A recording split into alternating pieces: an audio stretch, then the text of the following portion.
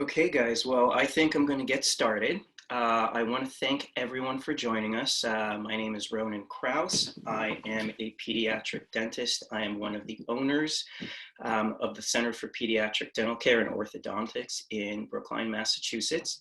And what we wanted to do today was basically come to you live from my daughter's playroom. I thought it would be a good setting. And I wanted to put together this webinar just to help answer some questions for people, especially when it comes to the early stages of teething, baby teeth, things like that. So the main three things I'd like to try and accomplish today is convey some basic information. I'm going to try and answer as many questions as I can in the time that we have. And also, we are going to do a quick demo of how to brush a little one's teeth, especially when they're not cooperative. This is going to be a little bit of a family affair. My wife, Emily, is currently helping me. She's going to be fielding some questions for us. My little girl, Zoe, is going to be the one that we're going to be demonstrating some toothbrushing techniques on.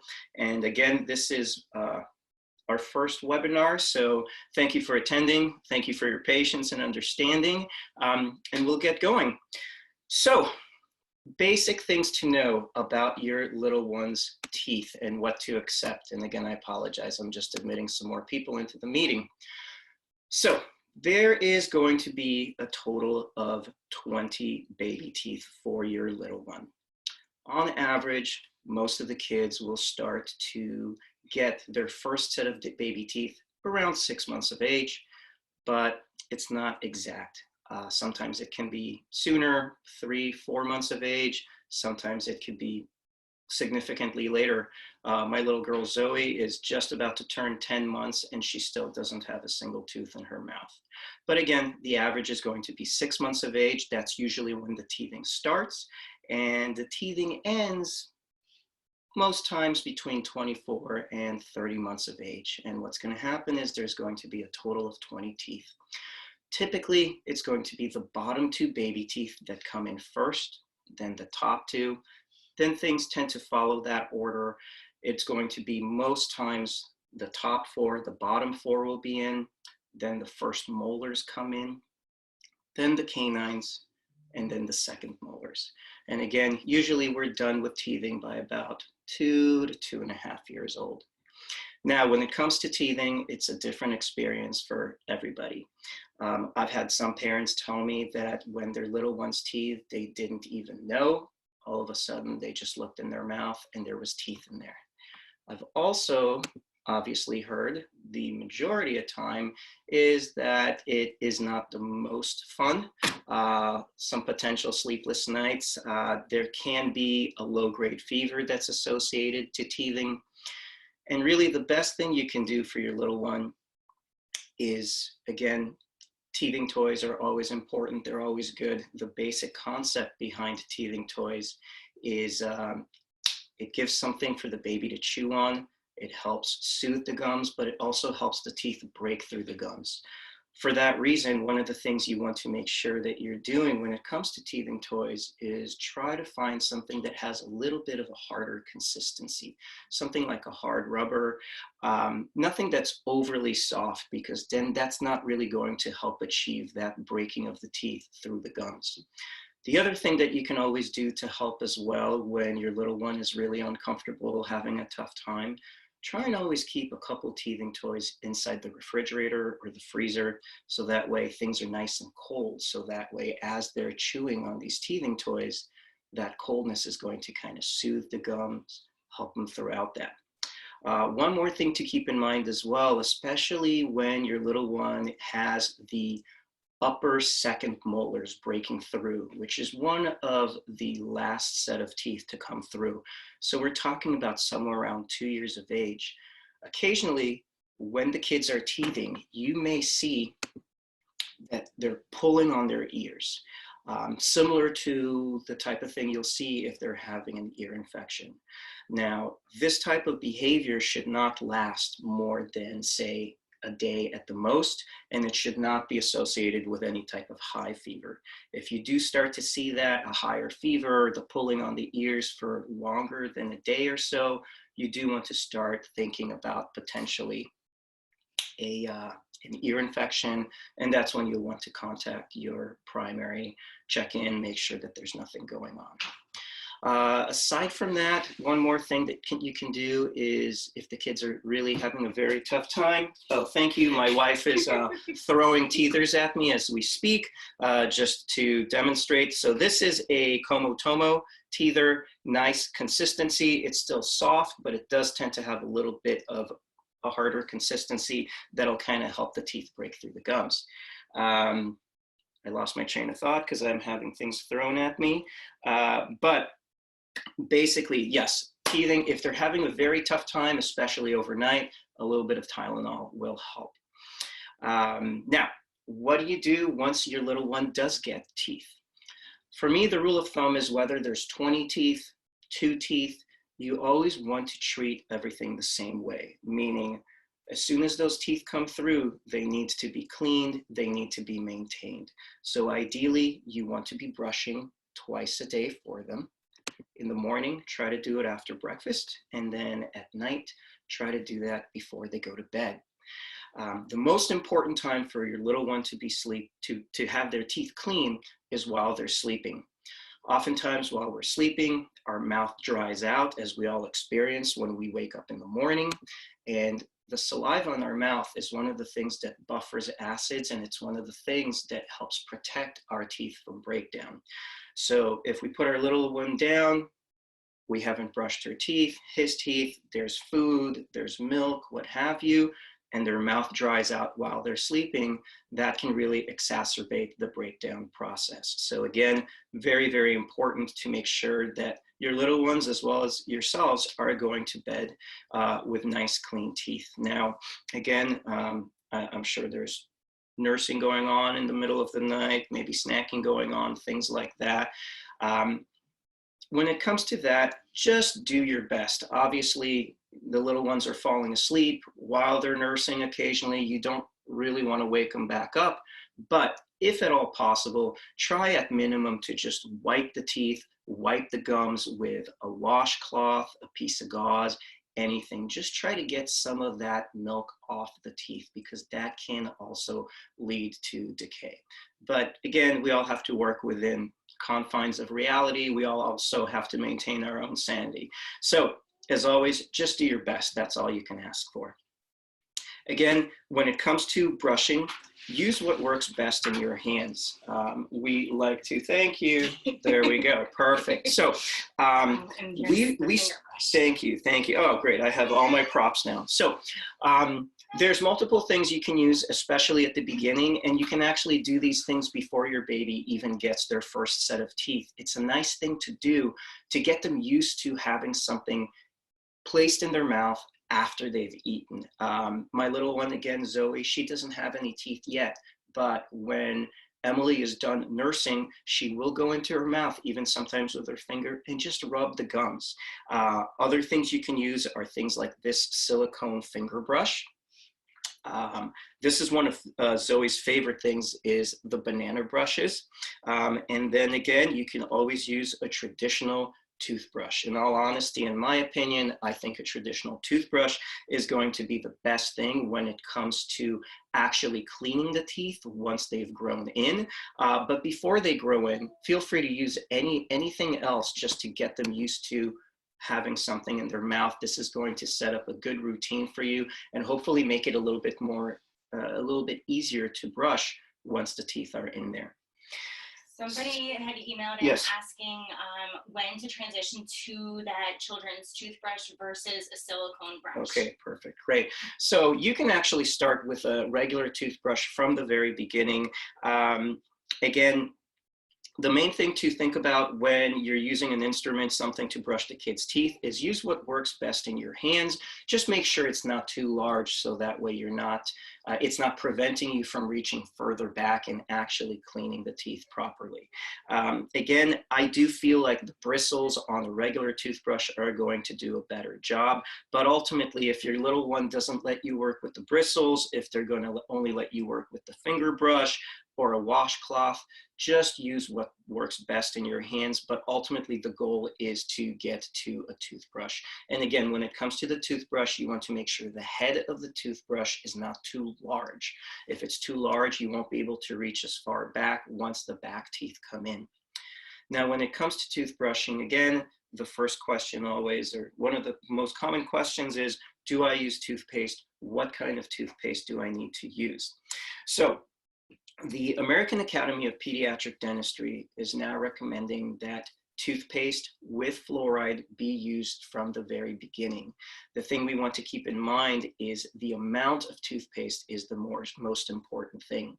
When your little one first grows in their first set of teeth, and at least for the first year, if not longer, you are going to want to use literally just a tiny little dab of toothpaste, nothing more than, say, even half the size of a rice grain. You want to be very, very conservative with the amount that you're using, because at this age, when they're younger, they are going to be swallowing the toothpaste. A very common question I get is, around what age should I be expecting them to rinse and spit? From my experience, that's usually closer to about 3.5, 4 years old. So you do want to assume that most, if any, of the toothpaste that's going to be put on the toothbrush is going to eventually go down the throat and into the system. And so that's why you want to use a minimal amount. A little bit at a time to swallow is okay. Now, fluoride, the use of fluoride can be controversial in certain times or certain places. I personally am going to be using fluoridated toothpaste when my daughter gets her first set of teeth, and that is my recommendation. But ultimately, it does always come down to what you are most comfortable with. You have to do what you're comfortable with. There's recommendations, but it's not a must. Some of the benefits of the fluoride we want to remember are twofold. One, there's a topical effect. They help protect the teeth that are already in the mouth. They help strengthen them, they help remineralize them, and they help prevent acid breakdown. The secondary effect of fluoride is actually the fluoride that's taken systemically, both through our tap water, the drinking water, as well as a little bit of the toothpaste that's swallowed. And that's not necessarily a bad thing. Your little one's permanent teeth basically start to calcify and form right around birth. And the benefit of the fluoride that's taken systemically is it gets incorporated into the teeth, and it actually makes the teeth significantly more resistant to acid breakdown and helps cut down on the chances of cavities. So just one more thing to keep in mind, there are multiple sources of fluoride. The vegetables that you're eating oftentimes are being washed with water that does tend to have fluoride in it. So that's my thing when it comes to fluoride. I'm going to move on from that. The next thing to think about is diet. Diet is a very important thing, both obviously when it comes to the health of our overall health, as well as the health of the teeth. This is a very unique time right now where we're introducing foods to our little ones. My daughter, for whatever reason, loves beets. It is her favorite food. She's eating tuna, she's eating oranges, all kinds of fun stuff like that. And the thing to remember is this is the time where we can really have control of what they're eating, the formation of their habits, things like that. So obviously, do your best to try and avoid sweets, things that have just no real value to them when it comes to nutrition. And when it comes to dieting and how it affects the teeth, the thing to remember is it's not just sugar that can cause decay. It's a combination of sugary foods that also have a sticky consistency. The main thing to remember when it comes to sugar consumption is it's not the amount of sugar that you are going to consume or your little one consumes that affects the decay rate. It's the length of time that that sugar is sitting on the teeth. A quick example, an adult example, is I could have a can of soda. You could have a can of soda. We could both open it at the same time. I can drink my entire can in 10 minutes. But if you're sipping every 10 minutes for 3 hours, we've both consumed the same amount of sugar, but the difference is that the sugar's only been on my teeth for 10 minutes versus your teeth 3 hours. Much more damage. So same thing to keep in mind when it comes to the food. Again, the consistency. Sticky tends to be bad.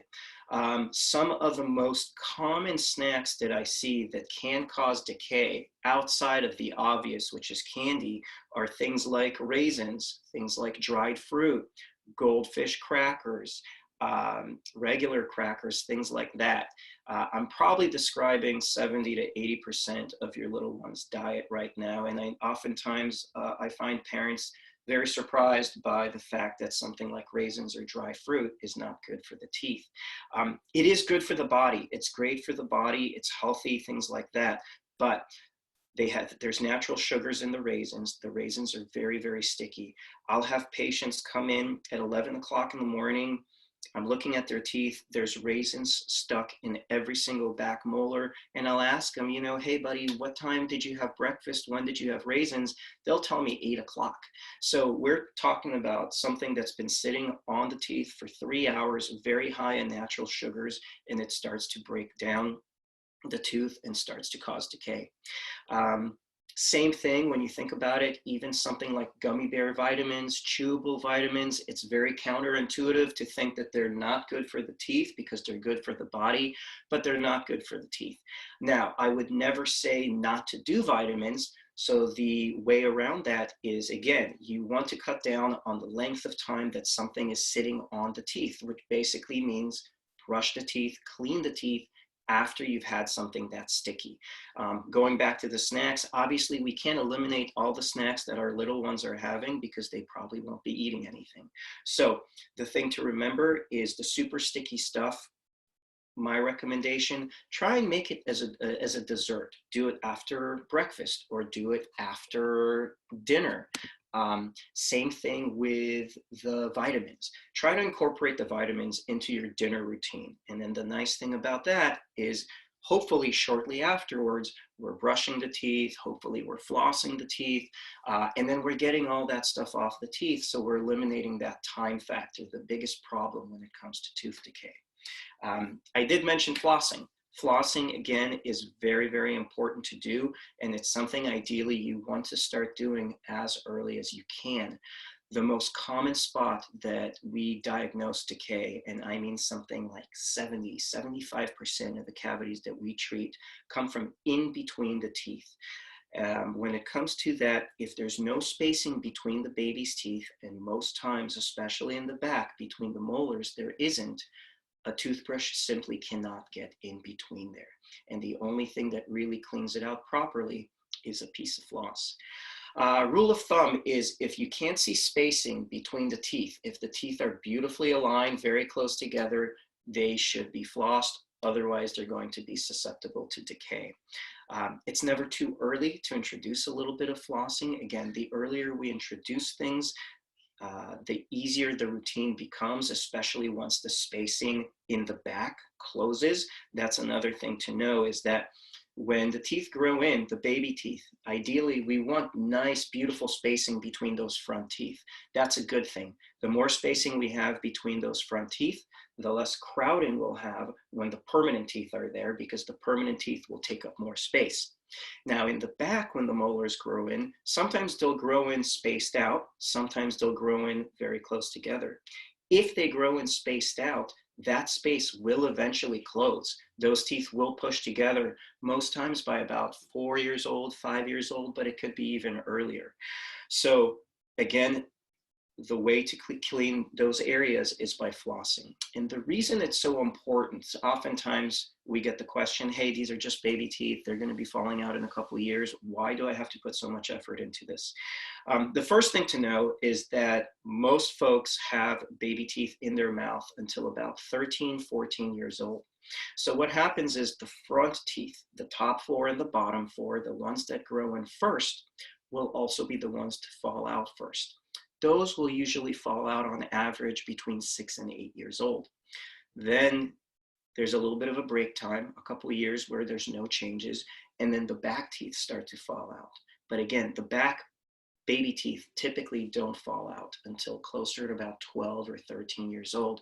So hygiene is important because some of these teeth have a very, very long lifespan, not to mention the fact that you want to set your kids up for a good hygiene routine throughout life.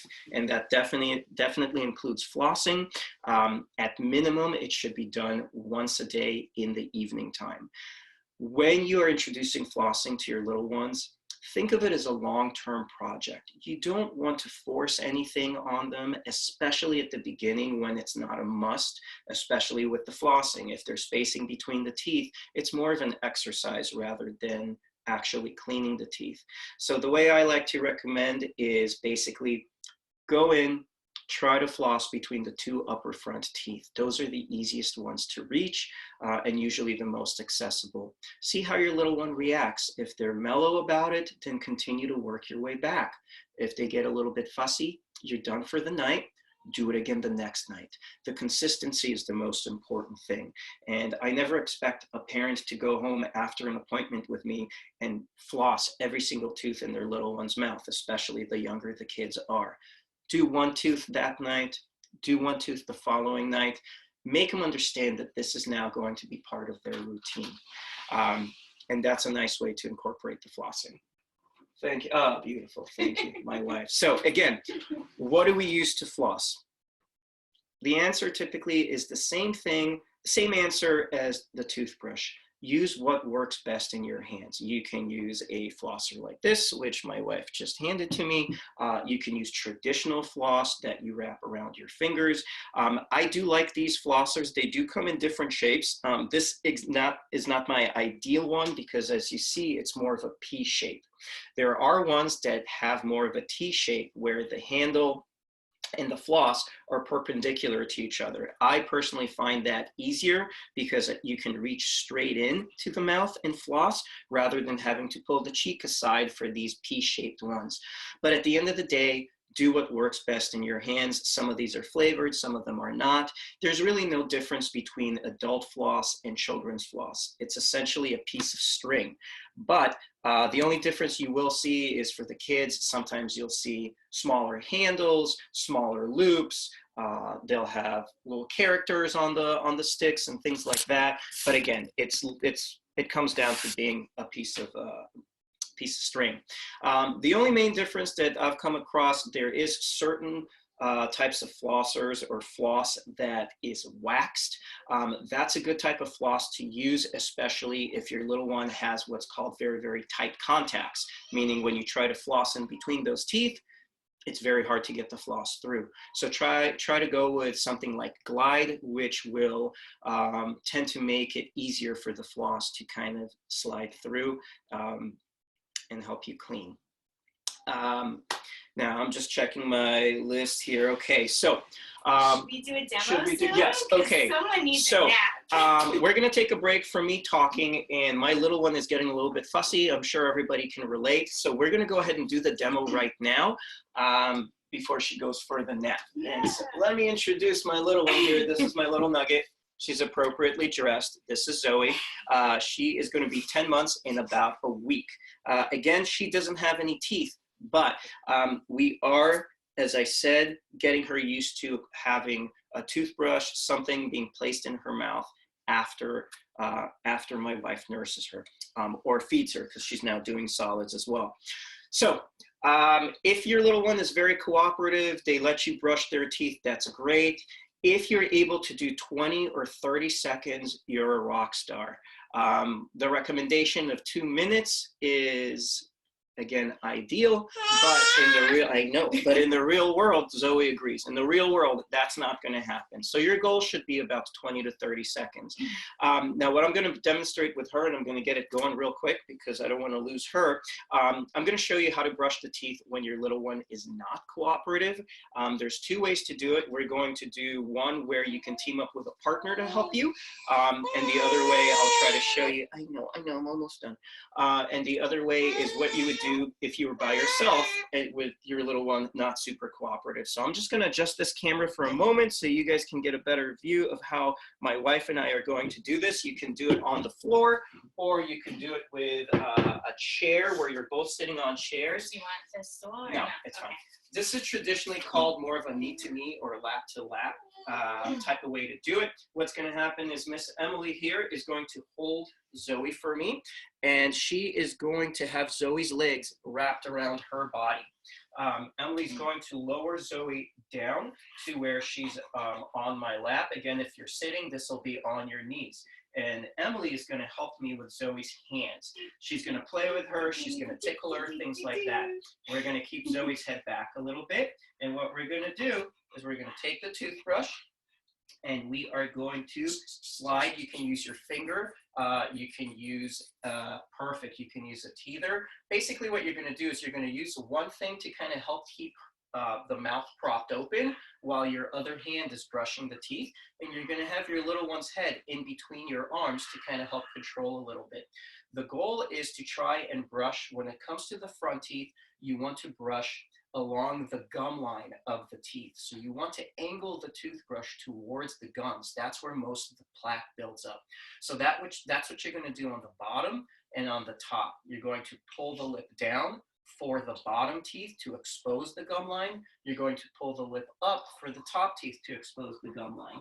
Yes, because if you don't see what you're brushing, you're probably not brushing it.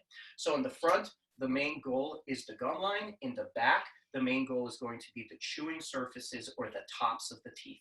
So again, hopefully you guys can see. I'm actually going to shift a little bit so maybe you guys have a better view. But basically what we're going to do, hi Nugget, hi Nugget. We're going to take her teether. We're going to have her lay back down. We're going to slide it in along one side of her mouth. So this way her mouth is open. She can't clench down. And we take the toothbrush, I know, and you're just going to get in there. You're going to brush, brush, brush the bottom. You're going to brush, brush, brush the top, just like that. Then you're going to take the toothbrush. You're going to go a little bit further in. You're going to brush the tops of the back teeth, one on the bottom and one on top. And then what you'll do is you're going to switch positions. You'll take the teether, you'll take it back out, you'll slide it back in on the other side. So this way you have an opportunity to brush the teeth on the other side of her mouth. And as you can see, Emily's the biggest part of this. She's keeping Zoe entertained. She's making it fun. So that's how you do it when you have a partner at home. Don't hesitate to get somebody involved to help you out. It can be a fun family affair. Now, if you are by yourself, which I know oftentimes, unfortunately, you are, I know Emily has to do this, unfortunately, much too often by herself. You are going to take your little one. You're going to put her on the floor in between your legs, and I know you're so fussy. Or I do it on the recliner. Or too. on the recliner. You're going to rest her all the way back so her head is right here, okay, right here on your lap. And then to control her body, you're going to wrap your leg around her. And then you're going to try to do the same thing. Again, it's a little bit trickier because you're by yourself, but you're moms, you're superheroes, you can do it. Again, you're going to try, and they're not always going to be happy. You're going to try, you're going to put the little teether in there. You're going to brush as best as you can. You're going to do the bottom. You're going to do the top, and then you are going to thank your little baby. You're going to pick her up. You're going to give her an upside down kiss, and then you're going to let her go take a nap.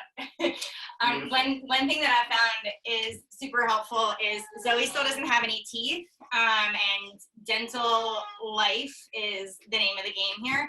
And one thing that I started doing from the time she was very small, thank you for kicking me in the head, is getting her used to the toothbrush. So we've been using the banana teethers, we've been using the toothbrush.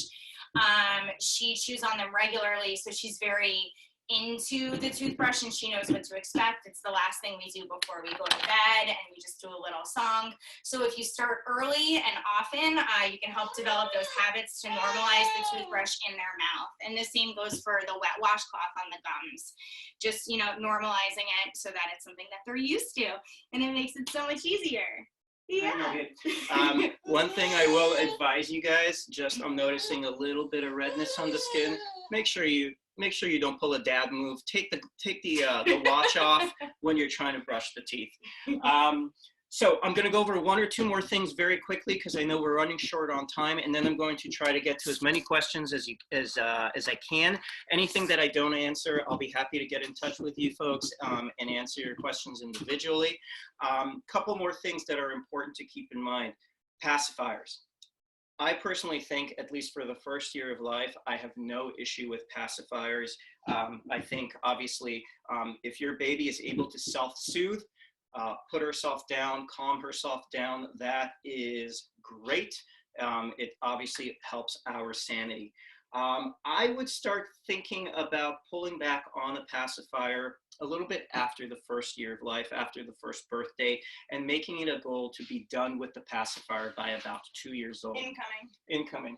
Thank you, pacifier. Great. Now, when you are using a pacifier, ideally, my opinion, orthodontic pacifier. Let me see if I can get this a little bit closer. So this is what's known as an orthodontic pacifier. I really don't have any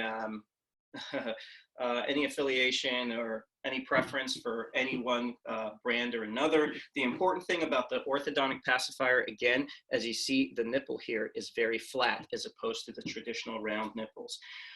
The problem with pacifiers is extended use of the pacifier can cause changes in the anatomy of the mouth. It can push the teeth up and forward, the baby teeth. It can also narrow the actual upper jaw. It can reshape the bone itself. And that's one thing that can lead to orthodontic problems. It can cause crowding. It can cause open bites. And there's a lot of information coming out now also about sleep apnea in children. One of the things that a pacifier does is it can cause the roof of the mouth to go higher. It's called a high palatal vault. And so the roof of the mouth is the bottom of the sinuses. So if the sinuses are getting crunched because the shape of the mouth is slowly changing, that can potentially lead to some sleep apnea, in addition to other orthodontic problems that can occur. So again, make it a goal to try and get off the pacifier 2 years if possible. Again, with some kids, it's going to be tougher. You really have to work within the confines of your own reality and of your own situation. Finger habits, not good, but again, Zoe has been putting 2 of her fingers in her mouth since probably 3 weeks of age. She won't even use a pacifier. Every single picture I have with her is her with the fingers in the mouth. There's nothing I can do. So, you know, it's something that you kind of have to accept. It's not the end of the world. Everything is correctable. But if we can, we want to try and wean them off of those habits. At her age, it's much too soon. There's no reasoning. There's nothing you can do other than pull the hand out of the mouth or pull the pacifier out of the mouth, and then you have an upset screaming baby. But as they get a little bit older, try and slowly cut down on the pacifier use. And if you are using a pacifier, again, look into an orthodontic pacifier because the nipple is flat. It's not going to cause as much damage or problems with the teeth. Again, the finger habit is something that's going to typically be harder to break than a pacifier. One thing I always like to recommend to the parents, especially when they're asking me about cutting back on the pacifier, the first thing I always say is make sure that you're not seeing a substitution for the thumb or the finger. If you start to see that, give the pacifier back. It's the lesser of the two evils. And again, just do your best. You know, everybody's different personalities. Some kids are more stubborn than others. Some are a little bit more easy than others. So just do your best, but know at the end of the day, everything is correctable. But do what you can. Let me see if there's anything else I wanted to go over here. I'm sorry, I have a list in front of me. Okay, so one more thing going back to diet that I neglected to mention. When it comes to liquids, juice. Juice has no real health benefits. Try to avoid that as much as possible. The best way to avoid it is to not introduce it too early on. And when it comes to juice, when it comes to soda, milk, flavored water, anything like that. Again, keep in mind, go back to that concept of the longer the sugar is on the teeth, the more damage it causes. When we do milk, and we do need to do milk, when we do milk, especially when the sorry about that, especially when the kids are transitioning to a sippy bottle, a sippy cup, limit the amount of time that you let them walk around with the cup.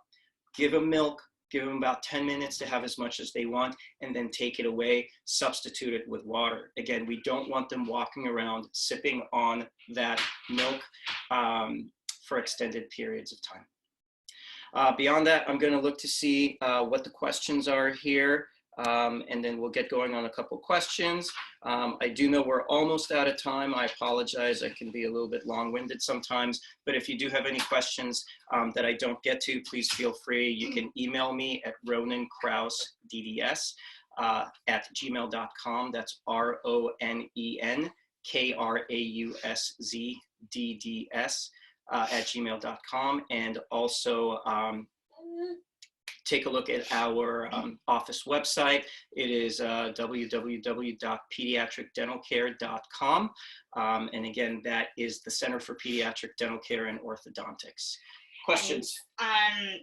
Yeah, so if you guys have any questions, you can ask them now. I think you hit most of the questions. I admittedly was a little bit busy. Did you talk about transitioning the finger sucking and stuff? I know some people were asking about thumb sucking. Yeah, we talked about that a little bit. And then I'll also send out links to our social media page, our website, and a recording to this. Exactly. We'll send that out. I don't actually see any questions coming in from people. Okay, great. It means I talk too much. Also, just so you guys know, we are accepting new patients. We are planning on. Thank you. Thanks, babe. We are planning on reopening May 18th. We are always taking new patients. If you'd like to request an appointment, we have a link on our website, or you can just contact me directly. If there's ever any questions, any emergencies, we're always here to help. You can reach us through our Instagram page, our Facebook page, and again, you have my email. Thank you very much for joining us. And yes, this has been recorded, so we're gonna throw that up at some point as well, or we can send you a link to a copy of this recording. And thanks for joining us. It's been fun, and I hope I didn't talk too much. Yeah, thank you guys. Zoe says thank you. All right, guys, take care.